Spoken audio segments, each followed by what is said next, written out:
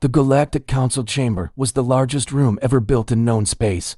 It floated above a dead star, a silent giant surrounded by shields older than most civilizations. Inside, thousands of beings from different worlds sat in rows, a silent tapestry of life. Some had wings of crystal. Some had skin of polished metal. Some didn't even breathe the air that filled the vast hall. This chamber was the heart of galactic power.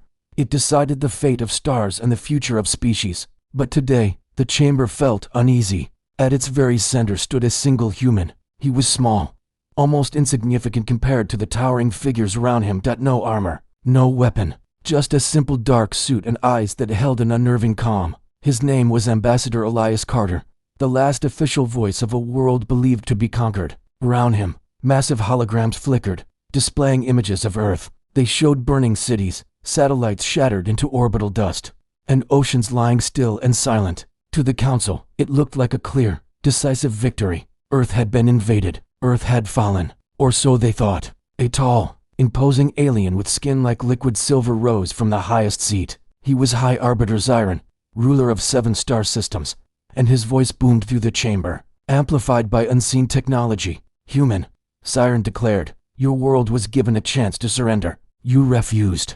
Our fleets entered your space. Your defenses failed. Your armies collapsed." Low sounds of approval and agreement murmured through the council members. Some watched the human with cold curiosity, others with open contempt. "You stand here," Zyron continued, his voice dripping with finality, "as the representative of a defeated species. Speak your final words before judgment is passed." The human did not bow. He did not shout or plead. He simply looked around the chamber, his gaze passing over every face, slowly, methodically, as if he were counting them. And then, he smiled. It was a small, subtle smile, but it sent a ripple of discomfort across the vast room. Elias Carter took a single step forward. "Before judgment," he said, his voice calm but clear. "May I ask one question?" The council murmured amongst themselves. Questions from defeated species were rare. Questions from humans were unheard of.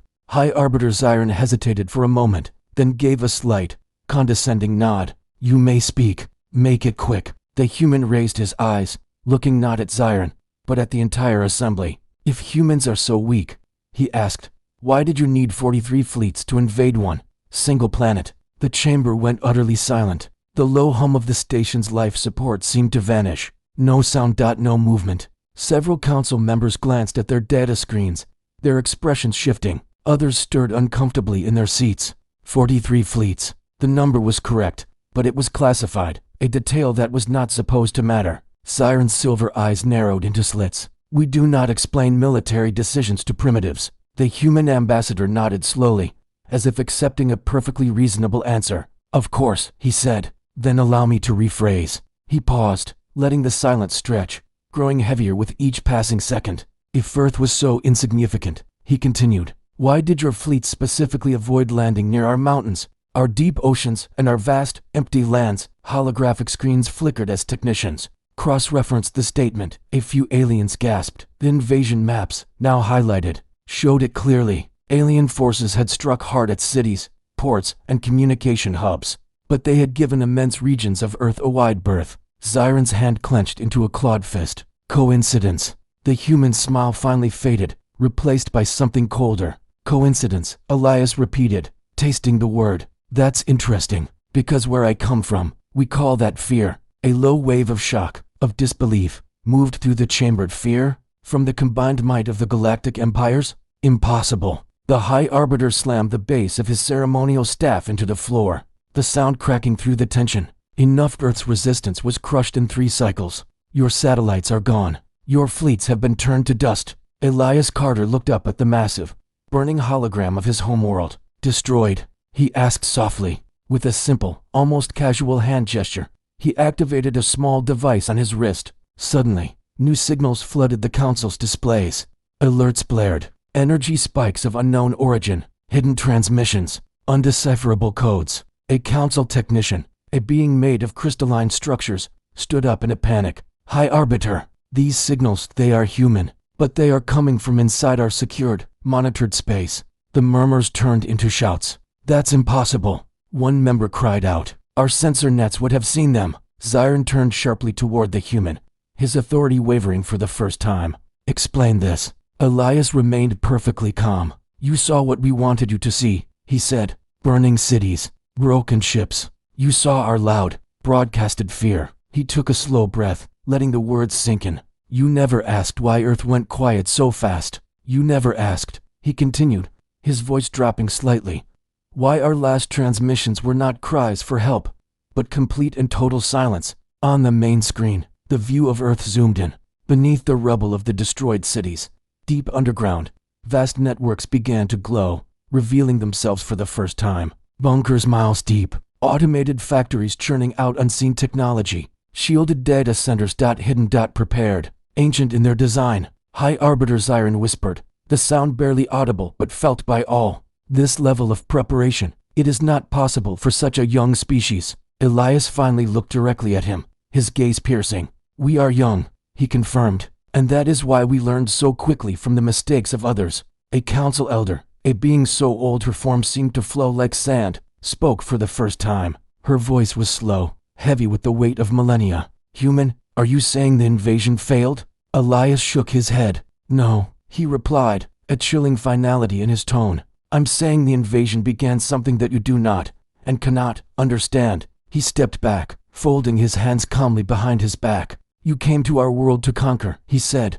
Humans came to this council to observe. The chamber erupted in chaos. Council members shouted over one another. Systems beeped with urgent warnings. More reports flooded the network. Scout drones missing near their homeworlds, silent outposts on the galactic rim, and now, unknown human probes being detected near the core systems. Zyron's voice, strained and desperate, cut through the noise. Human, he demanded, what do you want? Elias Carter raised his head one last time, his voice resonating with newfound power. We want an answer, he said, to the question I already asked. He let the words hang in the silent, charged air. If humans were so weak, the lights in the great chamber suddenly dimmed. The holographic screens glitched, displaying static, and Earth was nothing if final, terrifying pause. Why does your entire galaxy suddenly feel so afraid? Silence returned to the Galactic Council chamber, and this time, it did not leave. The first alien fleet arrived at the edge of the Sol system in perfect formation. 43 massive armadas, each one powerful enough to erase a small civilization, moved as one. To the watching Galactic Council, this wasn't a war, it was a demonstration. And Earth was not invited to speak. From their distant command ships, the invaders studied the blue planet. Human radio signals filled the void. Music, arguments, laughter, fear. To the aliens, it was pure chaos. They are divided, one commander noted with cold certainty. They will break.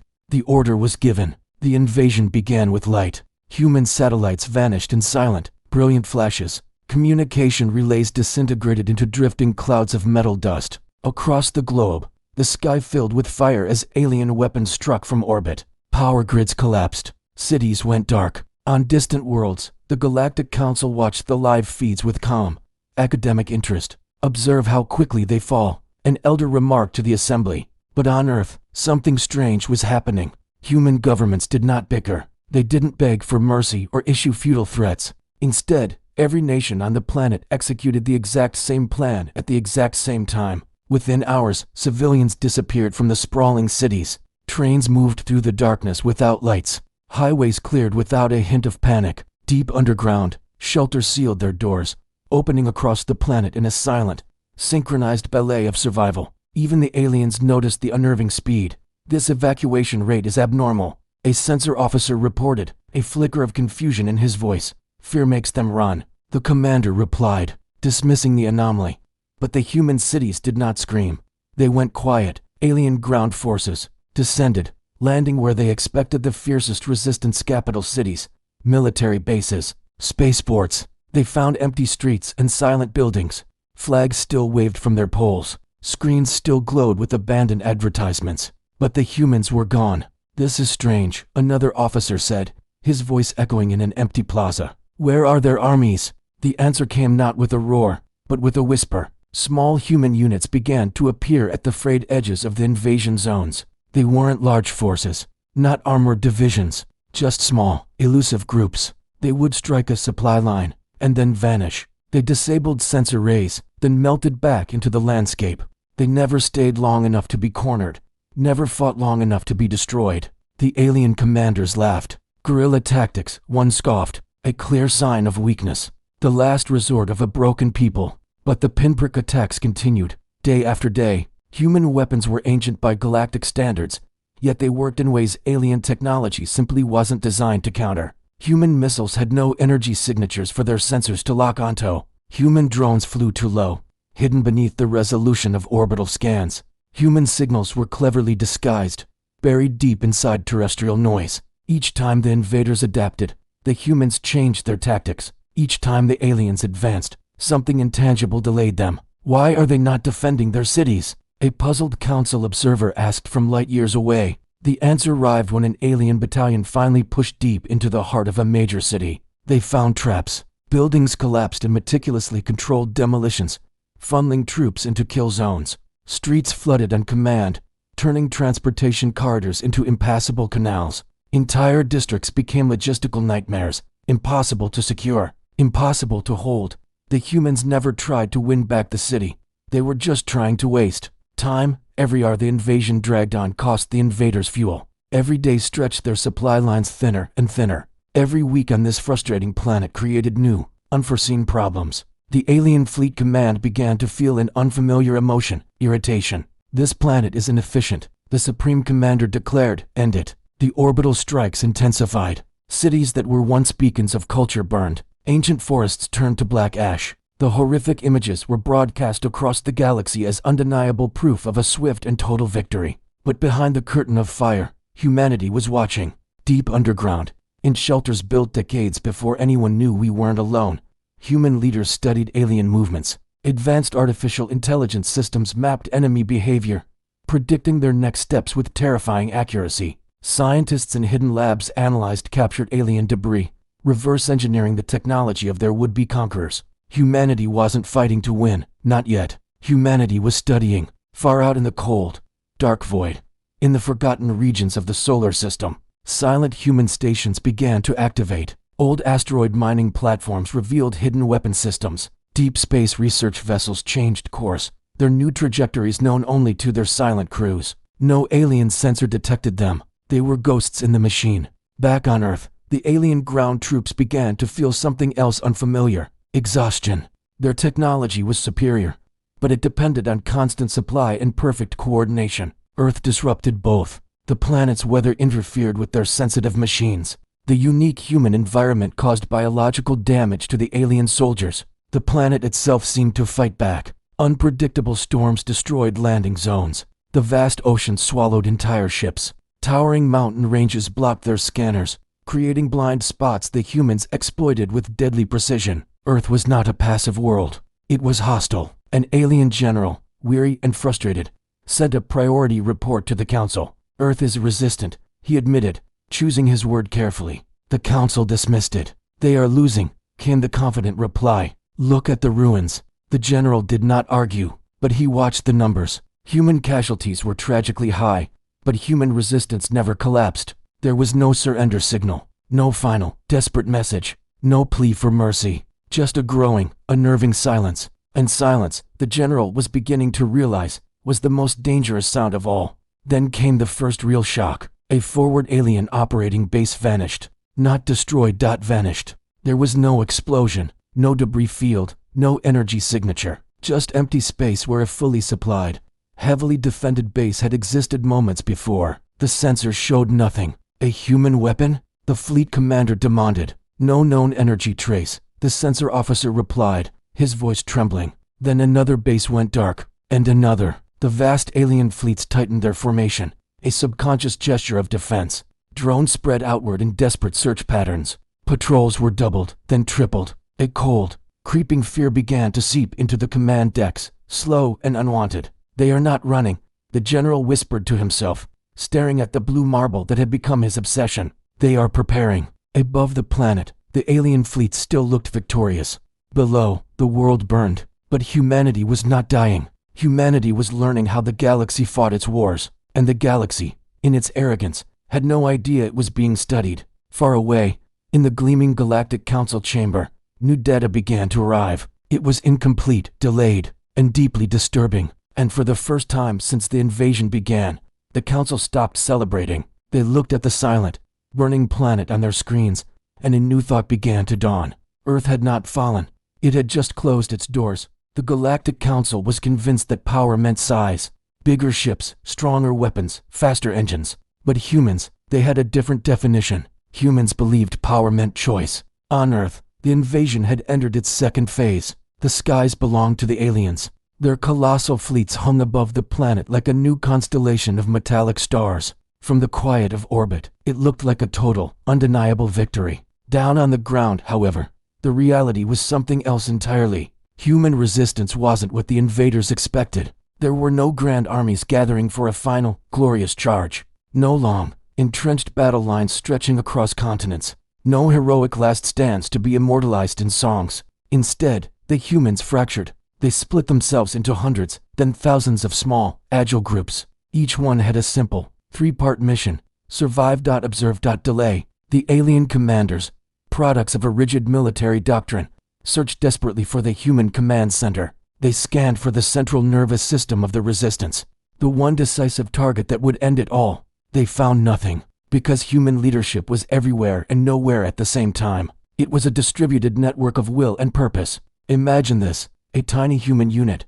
almost invisible against the ice, attacks an alien supply convoy in a frozen desert. They destroy two heavily armored vehicles and then, just as quickly, vanish into a raging snowstorm. Miles away, another group, deep in a sweltering jungle, disables a critical power core, then melts back into the dense, suffocating foliage. Individually, each attack was a pinprick, a minor annoyance, but together, they formed a pattern, a death by 1,000 cuts that the aliens, with all their advanced technology, simply could not see. Their sensors were calibrated to look for concentrations of strength, for armies and fortifications. The humans, in a stroke of genius, hid in their own weakness. While the soldiers were fighting the shadow war, human engineers were busy. They studied captured alien machines, not to copy them, but to understand them. They learned how they failed. They discovered what components overheated, what systems depended on perfectly clean air, and what parts broke under sustained vibration. And then, they turned Earth itself into a weapon. In the high mountains, the thin air that humans were adapted to slowed alien ground troops and caused their engines to sputter. In the sprawling, ruined cities, the ever-present dust and debris worked its way into the delicate joints of alien war machines, grinding them to a halt. In the deep oceans, the immense pressure crushed hulls that were built for the vacuum of space, not the crushing depths of the sea. The aliens, of course, adapted. They were not a foolish species, but the humans, fighting on their home turf, adapted faster. The invaders tried psychological warfare, broadcasting terrifying images of destruction across all channels, promising safety and comfort to any who would surrender. But no one replied. Instead, the humans sent something back, something utterly baffling. Old human music began to play on secure alien frequencies. Children's songs, haunting and simple. Calm, measured voices reading ancient poetry. Messages that carried no threat, no anger, no demands. Just a presence. Just a reminder that they were still there. The aliens didn't understand it, but it disturbed them on a fundamental level. One fleet commander, in a now infamous transmission, asked, "Why do they sing during a war?" His subordinate could only speculate. Perhaps they are insane. But the singing, the poetry, it continued, an unnerving soundtrack to their slow, grinding failure. Human tactics were a direct assault on alien military logic. When the aliens heavily fortified an area, the humans simply abandoned it, letting the invaders waste resources guarding nothing. When the aliens chased a resistance signal, the humans would lead them on a wild goose chase, straight into the path of a hurricane, an earthquake, or a forest fire. Time passed, and time, it turned out, was on humanity's side. The aliens' advanced technology required a constant, unbroken supply chain from orbit. Human tools, rugged and simple, did not. Human weapons could be repaired with scrap and ingenuity. They worked even when damaged. Human soldiers fought on, even when completely isolated, driven by a resilience born from a history filled with loss. They weren't fearless, but they were deeply, profoundly familiar with hardship. On the Galactic Council's main observation screens, analysts began to notice something strange. The zones of human resistance on their maps never grew. They never consolidated into a larger force. But they never disappeared either. Why do they not escalate? A council strategist asked, confused. Why not gather their strength for a decisive blow? The answer was simple, yet profound. Because humans already knew the cost of that kind of war. They weren't trying to win on the Council's terms. Deep beneath the Earth's surface, in vast caverns and hidden bunkers never seen by alien eyes, the real work was being done. Human factories toiled in silence. They weren't building fleets of starships to challenge the invaders in the sky. They were building knowledge. Every single encounter, every skirmish, every alien broadcast was recorded and analyzed. Every alien reaction was logged. Sophisticated artificial intelligence systems, running on protected servers, compared alien command decisions over and over again. Patterns began to emerge. The alien commanders preferred absolute control. They avoided uncertainty at all costs. They feared environments they did not fully understand. And so, humans began to specialize in uncertainty. A human general, hidden in a command center miles below ground, stood before a room of silent, glowing screens. "They are strong," she said, her voice calm and steady. Her officers, scattered across the globe in their own bunkers, nodded in unison on the screens. "So we do not fight their strength, we fight their habits." Soon, the alien fleets noticed a change. Their patrols were being anticipated with unnerving accuracy. Human units would appear precisely where defenses were weakest, not necessarily where the targets were most valuable. Supply routes, once thought secure, began to collapse. Communication delays grew longer and more frequent. The alien commanders, under immense pressure, began to turn on each other. Paranoia spread like a virus through their ranks. Had their systems been hacked? Were they humans psychic? Or was something far worse happening? A captured alien officer, arrogant even in defeat, was questioned by a human interrogator. "You are losing," the alien said confidently, trying to project strength. The human didn't argue. He simply leaned forward and asked a single, quiet question. "Do you know where your fleets will be tomorrow?" The alien officer hesitated. The chilling truth was, he didn't. Humanity had turned the war from a contest of force into a complex puzzle the aliens were incapable of solving. Then came the moment that changed everything. An entire alien strike group, chasing a phantom human signal, descended into an empty, sun-scorched desert. They formed a perfect perimeter, surrounding the location, and prepared to unleash overwhelming firepower. But there was nothing there. Suddenly, without a single shot being fired, all of their systems went dark. Not destroyed, just turned off. Above them, the sky, once a clear link to their orbital fleet, filled with impenetrable static. Their ships lost all contact with orbit. Panic erupted. Then, a simple, two-word message appeared on every screen in the powerless fleet. "Learning complete." The strike group was later recovered by their own forces, intact, completely powerless, and utterly confused. The report reached the Galactic Council within hours. "How?" one of the elders demanded, his voice shaking. "How did they disable an entire fleet without firing a single weapon?" The chamber was silent. No one had an answer, because the horrifying truth was finally dawning on them. Humans weren't just trying to defeat an invasion. They were mapping the psychology of conquest itself. They were learning how to stop invasions forever. And the longer this war dragged on, the more dangerous, the more capable humanity became. In the Grand Council chamber, the old arrogance was gone, replaced by a cold, creeping fear. Earth was still burning, yes, but the humans were no longer just defending their broken planet. They were designing the future of warfare, and the entire galaxy was their test subject. The Galactic Council chamber, once a place of roaring debate and confident decrees, was now silent, silent and afraid. Across the vast, circular hall, council members from 1,000 worlds sat frozen in their seats, their multifaceted eyes fixed on the holographic star maps that dominated the room. One by one,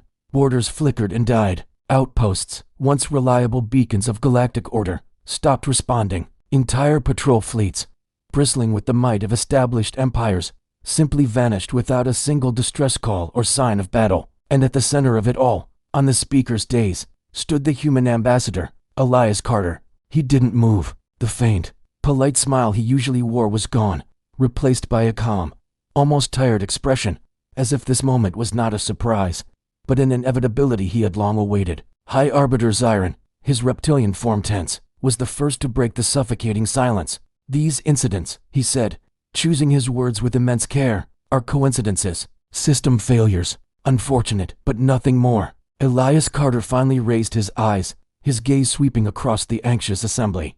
"Coincidences do not follow patterns, High Arbiter." With a small, almost dismissive flick of his hand, a new projection bloomed in the air beside him. It showed dozens of star systems, all of them alien. Each was marked with precise dates, times, and cryptic symbols. All of these failures, Elias said, his voice quiet but carrying to every corner of the chamber, happened immediately after your fleets violated Earth's sovereign space. A council scientist, a being of crystalline structure, leaned forward, its chimes rattling softly.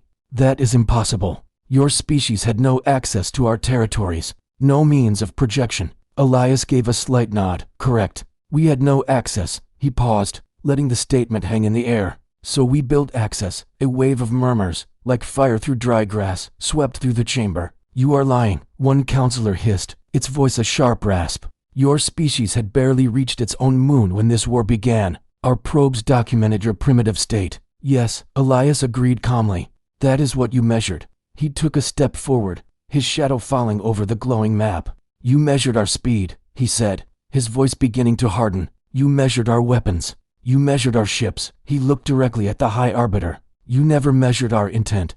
The projection of alien systems vanished, replaced by a new, shocking image. It was Earth, but not the war-torn, cratered surface the Council had seen in their invasion reports. This Earth glowed with countless points of light, deep beneath the oceans, hidden under mountain ranges, laced throughout the planet's crust. It was a world of subterranean structures, layered over centuries of construction, shelters and facilities older than some of the civilizations represented in this very room. The Council members stared, their disbelief palpable. These facilities, an ancient, tree-like elder whispered, its voice like rustling leaves. They predate your first contact with us. They predate our first spaceflight, Elias replied. The chamber erupted. Shouts of denial and accusation overlapped in a cacophony of alien languages. You prepared for an invasion before you even knew the galaxy had life. Elias nodded slowly, his calm a stark contrast to the chaos. Humans prepare for disasters, he said. Storms, earthquakes, famines, wars. We learned a very long time ago that the greatest dangers do not announce their arrival.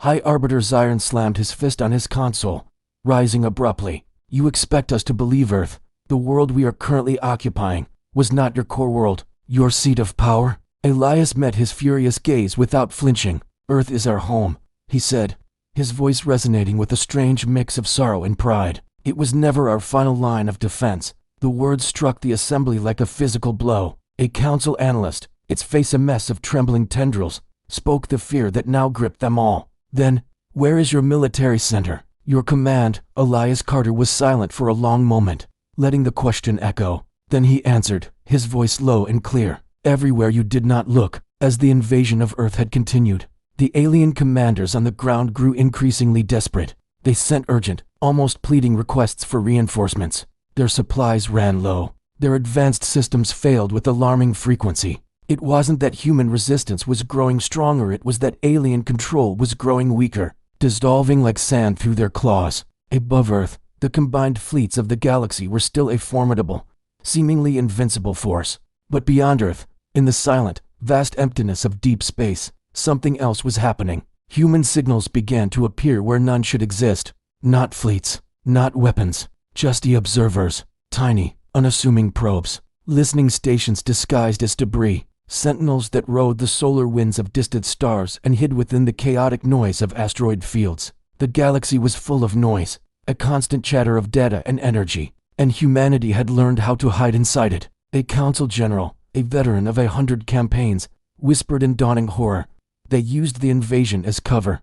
Yes, Elias confirmed, his voice devoid of triumph. While you watched Earth, we watched you. He changed the display again. Now, it showed the galaxy's most secret information, alien military doctrines, tactical manuals, detailed command structures, the political chains of command for every species in the Council. How? Zion demanded, his voice cracking. How do you have this? Elias answered simply. You taught us. Every alien response to human resistance on Earth had been logged. Every troop movement, every supply request, every strategic delay was analyzed. Every mistake was remembered and cross-referenced. The humans learned which species panicked under pressure. They learned which followed orders blindly, without question. They learned which ones would question authority when things went wrong. Earth had not been a battlefield. It had become a classroom, and the invasion was the most comprehensive lesson humanity had ever received. On the ground, alien soldiers were beginning to realize a terrifying truth. The humans were no longer just reacting to their attacks. They were predicting them. Human ambushes were sprung before alien battle plans were even finalized. Civilian zones were evacuated hours before orbital strikes were called in. Traps waited patiently in locations where alien tactical logic dictated there should be safety. In a command bunker on what was once called the continent of Europe, an alien commander slammed his claws into a communications console, shattering the screen. "They know us," he roared in frustration. The truth was far worse. Humans didn't just know them. Humans now knew how they think. Back in the council chamber, the frantic noise had once again faded to a stunned silence.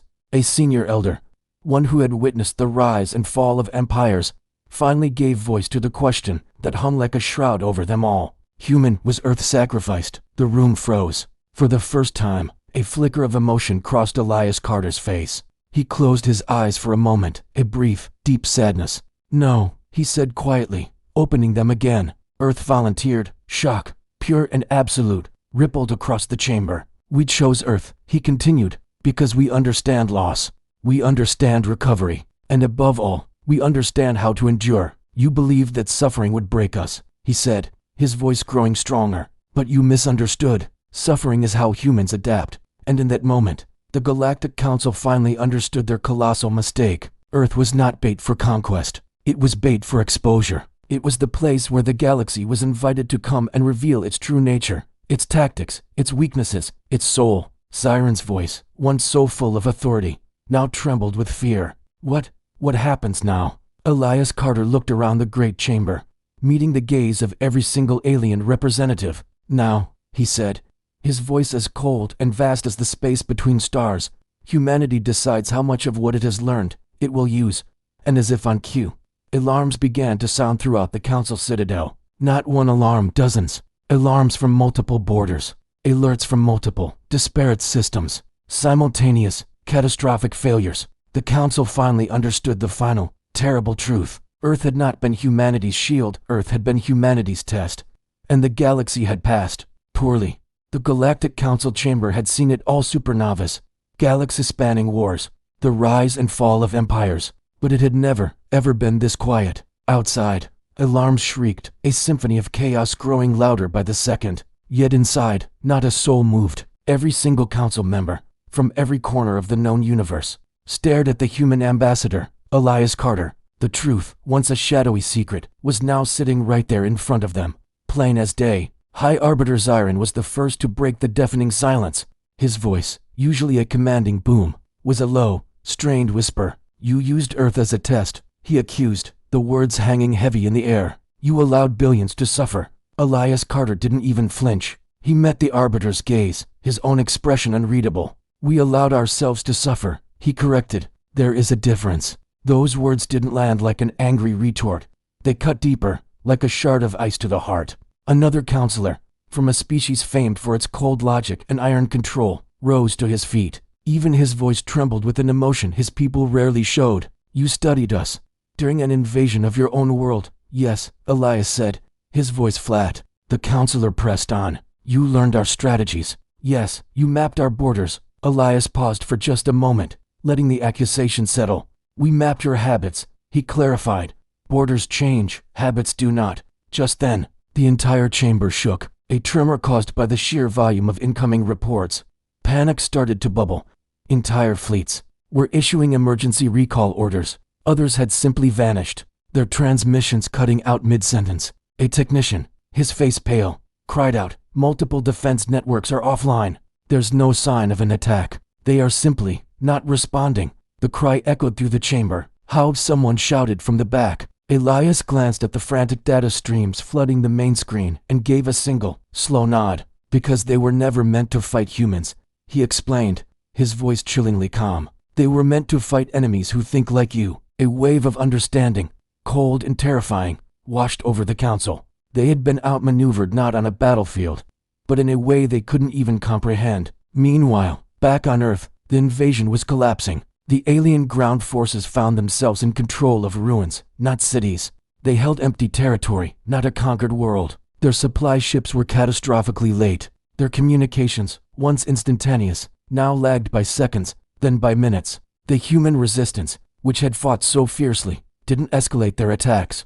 They stopped. Completely. That silence, That sudden absence of conflict scared the invaders far more than any explosion ever had. An alien general, standing amidst the rubble of what was once London, sent a frantic message to his command ship in orbit. "The humans are gone," he reported, his voice laced with confusion. "No resistance, no movement, nothing." The reply was swift and dismissive. Impossible.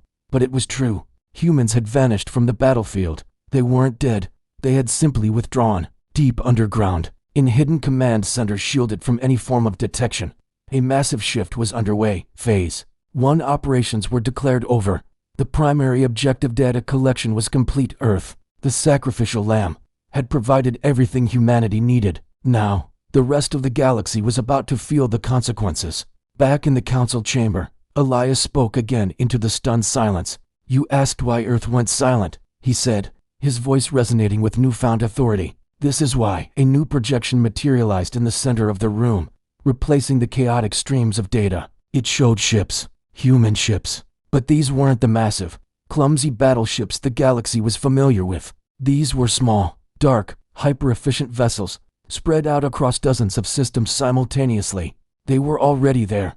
They had been for weeks. They arrived weeks ago. Elias continued, narrating the silent, synchronized movements on the screen, using hyperspace routes you never monitor, masked by cosmic noise you've always ignored. High Arbiter Zyron's claws trembled visibly as he looked at the map. "You have surrounded us," he asked, the arrogance gone, replaced by pure, raw fear. "No," Elias said calmly. "We are observing." The council members suddenly remembered the question Elias had asked when he first arrived, a question they had laughed at. "If humans are so weak, why did you need 43 fleets to invade one planet?" The answer was now crystallizing in their minds, and it was horrifying. A council elder, her voice a mere whisper, finally understood. "You never meant to win the war on Earth." "No," Elias confirmed. "We meant to end all future wars." As if on cue, an urgent, Priority 1 message cut through the chamber's tense atmosphere. It was from a major alien border world. Complete defense grid collapse. No weapons had been fired. There were no casualties. Just a total, inexplicable power failure. Then another alert came in, and another. System by system, the galaxy was falling silent. "What do you want?" Zyron demanded again, his voice cracking. Elias Carter looked at the High Arbiter, his gaze piercing. "We want what you denied us," he said. A choice. The counselors just stared, their minds struggling to process the scale of what was happening. "You invaded because you thought strength gave you permission to do whatever you want," Elias continued, his voice steady. "Humans learned a long time ago that strength doesn't give you permission. It gives you responsibility." A senior counselor, a being of immense age and wisdom, stood up slowly, his movements frail. "If we surrender, will you stop?" Elias didn't answer right away. Instead, he turned the question back on them, his voice now laced with cold steel. "Did you stop when you thought Earth was defeated and its people broken?" The silence that followed was the only answer needed. Elias took a step back, his presence filling the entire chamber. "Humans do not seek revenge," he stated, "but we do not forget lessons." The galaxy had taught humanity a brutal lesson about how it treated weakness. Now, it was humanity's turn to be the teacher. On Earth, the remaining alien commanders received their final, unconditional orders: withdraw, leave orbit, abandon the planet immediately. Some fleets obeyed, scrambling to escape. Others couldn't, not because human ships had destroyed them, but because humans had simply removed their ability to function. The invasion of Earth ended not with a climactic battle, but with an eerie, profound emptiness. Back in the council chamber, the oldest member present, a matriarch who had seen millennia pass, spoke. "Human," she said, her voice commanding respect. "Answer your own question." The entire room leaned in, holding its breath. Elias Carter looked around at the assembled leaders of the galaxy one last time. He let the moment hang in the air before speaking, slowly and deliberately. "If humans were weak," he said, "you would not be afraid right now." No one argued. No one dared to speak. The Galactic Council chamber, for the first time in its long history, was utterly silent,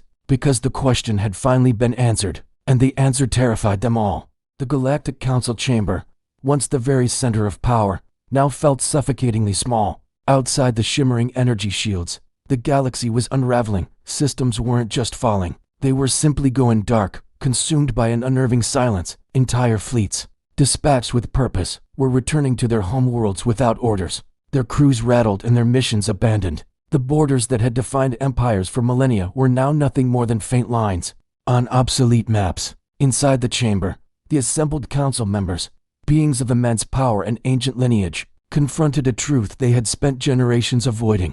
They were no longer in control. Standing before them was Elias Carter. He had been there from the very beginning of this reckoning. A single human. No guards flanked him. No weapons were visible on his person. Yet, a palpable tension held every counselor in their seat. No one dared to make a move. High Arbiter Zyron, a being whose voice had toppled governments and commanded legions, lowered his ceremonial staff. For the first time in his long, storied rule, his tone held no command, only a hollow question that echoed in the vast hall. What will humanity do now? Elias Carter let his gaze drift across the chamber, taking in the faces of the council. These were creatures of conquest, beings who had watched worlds burn, who had seen Earth itself engulfed in flames and felt not a flicker of regret. And now, they waited on his word, their hubris shattered. We will go home, Elias said, his voice steady and calm. A ripple of confusion spread through the assembly. A counselor, a reptilian being known for his aggressive expansionist policies, leaned forward, his voice a low hiss. You conquer nothing. No, Elias replied simply. We secure what matters. He turned toward the grand holographic projection of Earth. The planet still bore the deep, raw scars of invasion. Cities lay in ruins, vast swathes of land were broken and charred. But beneath the devastation, life stubbornly persisted. On the surface, humans were already emerging from their shelters. The colossal task of rebuilding had already begun.